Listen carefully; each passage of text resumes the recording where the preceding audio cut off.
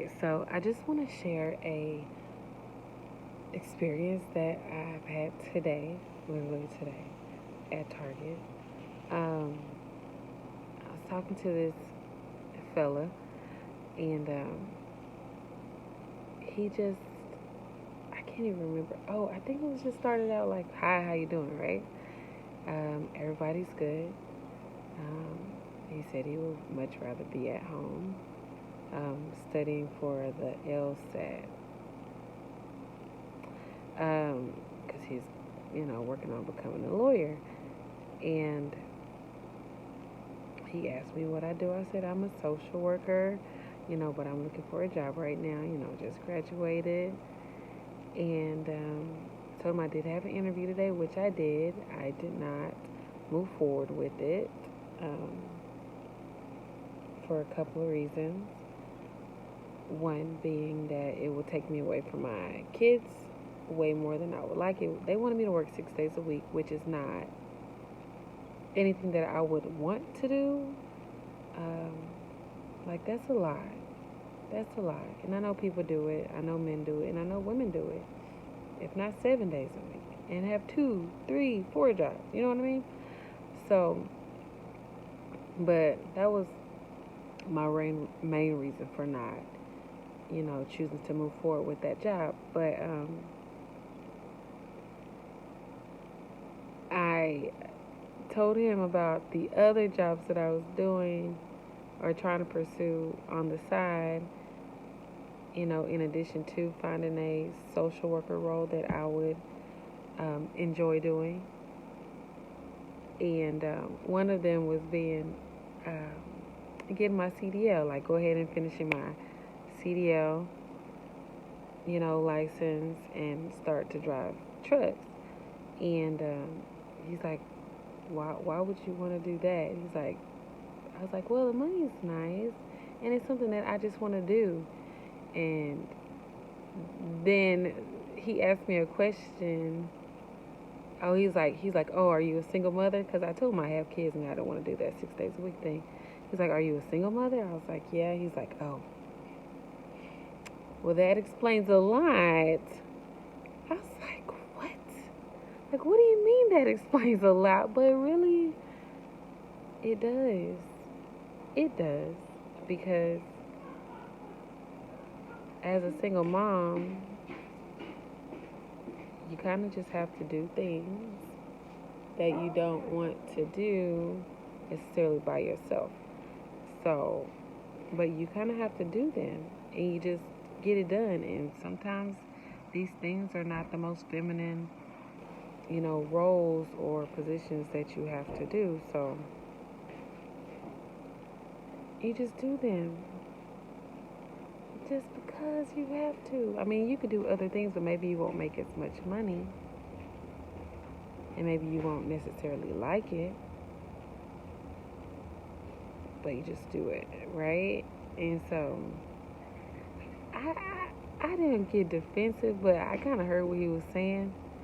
Are you a single mom? I'm like, yes, I am. Like, we find strength in our ability to provide or to try to make ends meet or not even asking for help sometimes. I'm asking for help, a lot of help these days. But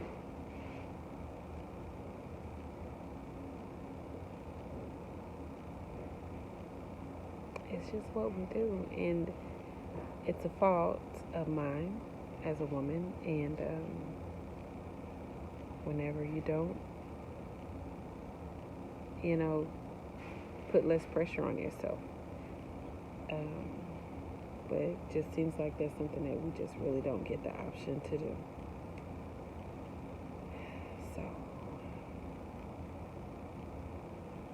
I don't know. He just stuck that to me today, and I didn't really appreciate it. But I heard him. And I think that right now, I feel like I'm easing up a little bit. I feel like I'm trying to be more open and able to receive from others and from a man that comes into my life. because I know that in the past I wasn't able to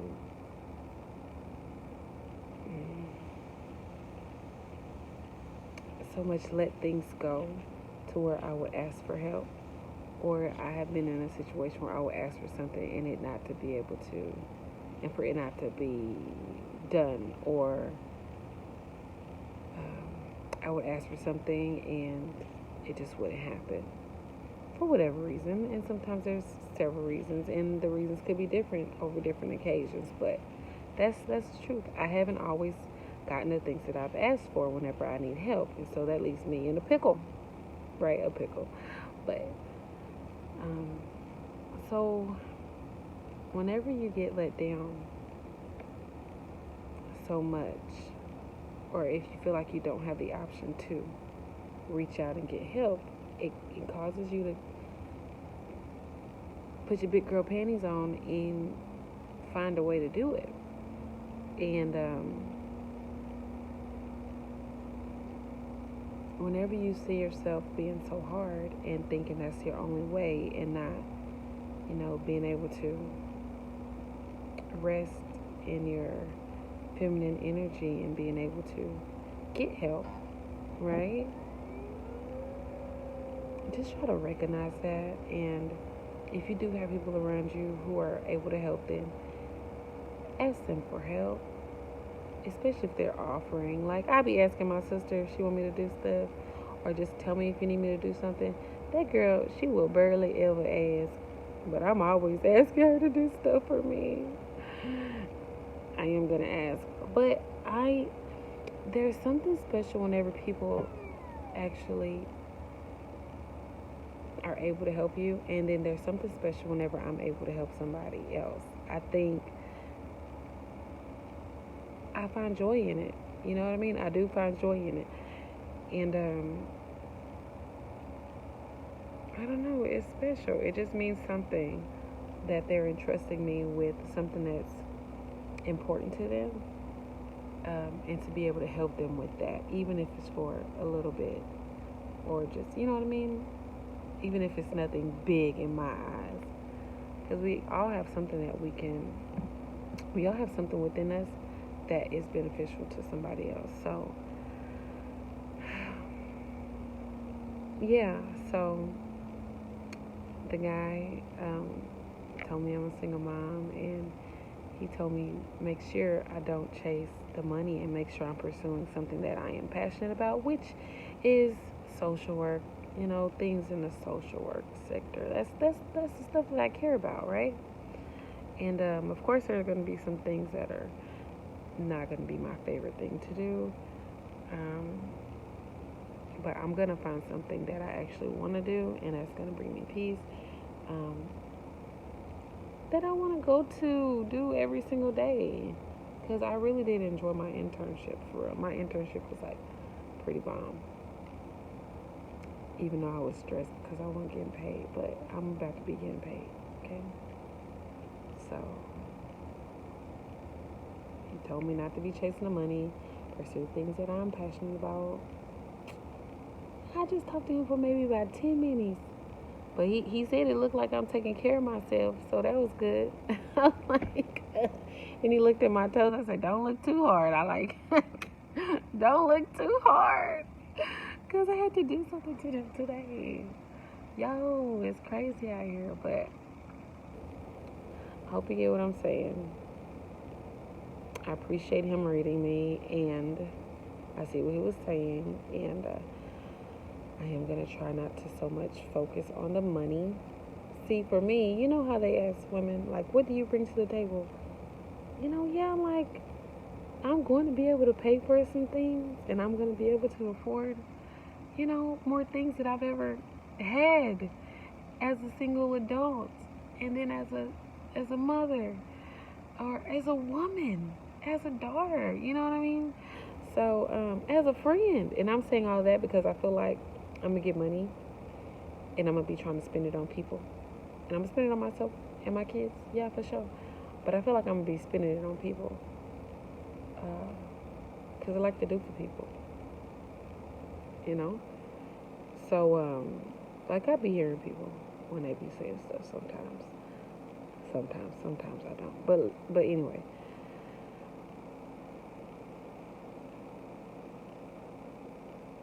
So, when people ask a woman, what does she bring to the table? I feel like the man that I'm going to attract is not going to necessarily look for me to go half on things. That's not the life that I'm choosing to live, right?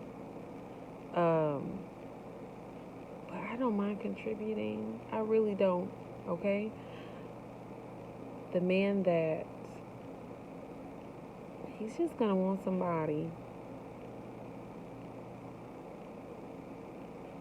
to give him love, attention, support him, hear him, encourage him, bounce ideas off of. Somebody to just let him be peaceful in his home environment. And I feel like that's something that I bring, honestly. And I know sometimes in my past relationships,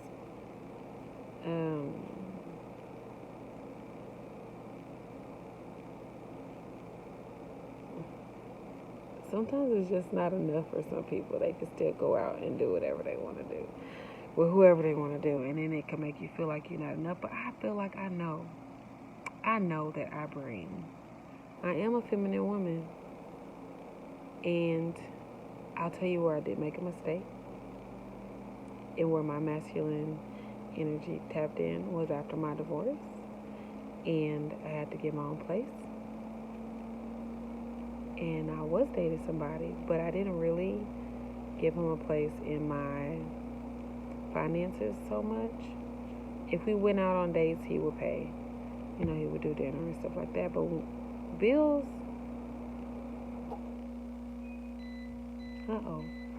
bills, no. It's storming over here. The power just went out and came back on. But bills, I didn't really ask for help with bills. No, I did not do that. And I feel like they're supposed to have something. They need something to do. They need to know that you need them, that they have a place in your life. And I know that I had too much masculine energy because I feel like I didn't really have a place for him. If I was doing something, I'll, let him know. I still make time with my girls, and I make time for him and us, and I make time for myself. But when it came to him being able to provide for me and the girls, which he loved the girls, honestly, my girls still like him, and they want to talk to him and stuff, like, they really like him. So, which is awesome, and, but I didn't give him a place. And so I want to make sure that next time I am in a relationship that I give him space, because I want him to take up space in my life, and I want to be able to take up space in his life, because there are some things that where I could be up in there, you know what I'm saying? So I'm just looking forward to that. And it's important to realize your faults and your mistakes and your choices. Just kind of like examine yourself frequently, because we always have things where we could grow. Always have places and areas in our lives where we can grow, and for ourselves, for our family, and for our partner. So just always take account of what's going on. Learn from them. So if I were to say the Queen's Awakening moment in this situation would be And I've been knowing this, y'all. I'm just sharing this story because he just busted me in my mouth today about this. His name was David R. He was like, chase the things that you're passionate about. I feel like I'm actively doing it, but I think that means I'm going to have to spend less time doing other things that's going to take me off of course. Oh, and my guy, the guy that I'm going to attract, he's going to be supportive of what I have going on with my social work. And I need to start working these businesses, y'all. I got 2 of them. I got 2 businesses that I need to start working.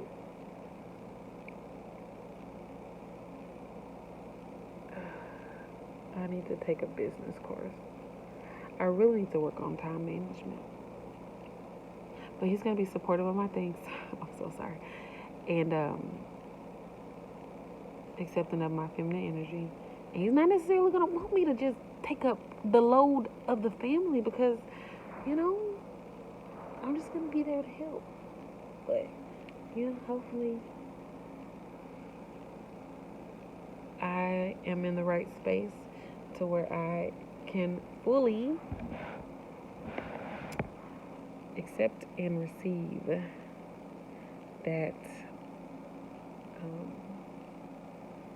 part of the guy, So that's it. That's all. Queen's Awakening moment. Stop doing everything. When you get the chance to experience a guy who is looking to fill in those gaps. Maybe they're not even gaps because you've been doing the stuff. What would we call it? Whenever you get a guy who is able to take over in those places, that are needed. And then I need to figure out where he needs me to take over. It might not even be much. But don't just be doing this for everybody, y'all. Y'all need to make sure it's your man. And, hopefully you're not shacking. Because that makes it easy, especially if you start having sex, y'all. If you start having sex, you just keep going and going and going. And then kind of later you discover that this guy is not your husband. You know what I mean? Give them time to show themselves. Talking to myself too, because your girl be moving too fast. I don't be moving too fast. I used to move fast, but these experiences have changed me, and I have grown from them, and speaking different things so that I can do different things. So yeah, not going too fast. No, you're not doing it. Alright, y'all, so that's it, that's all. Follow your passions. Ease up when you can. Ask for help. Give that man a space in your life to do something to help you, even if it's the smallest thing, you guys. But test him. You do have to test him. Give him a chance to show up for you. Give him a chance to show up. Okay? And little by little, you loosen up whenever you can see that he can be trusted with your things. And that the things that are important to you are not going to fall by the wayside. In the,